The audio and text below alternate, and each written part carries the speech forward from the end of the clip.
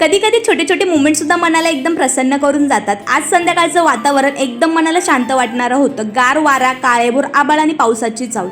पण त्याआधी मंडळी खरं सांगते, वाटलं नव्हतं मला जवळपास 8 ते 10 दिवसाच्या गॅपनंतर माझ्या व्हिडिओला 2 लाख व्ह्यूज आलेत। हेच माझ्यासाठी खूप मोठं प्रेम आहे। रोज मी तुमचं सगळ्यांचं प्रेम पाहून व्हिडिओ बनवायला मोटिवेट होत असते। असंच प्रत्येक व्हिडिओला माझं भरभरून प्रेम देत राहा। तर मंडळी, आमच्याकडे ना आठवड्यातून 2 दिवस बाजार असतो, सोमवार आणि शुक्रवार। बाकी दिवसही बाजार असतो, पण जर आपल्याच घराच्या जवळ असेल तर एक वेगळीच सोय ना। तर म्हटलं चला शुक्रवारच्या बाजारात जाऊन काहीतरी भाजीपाला घेऊन येऊया।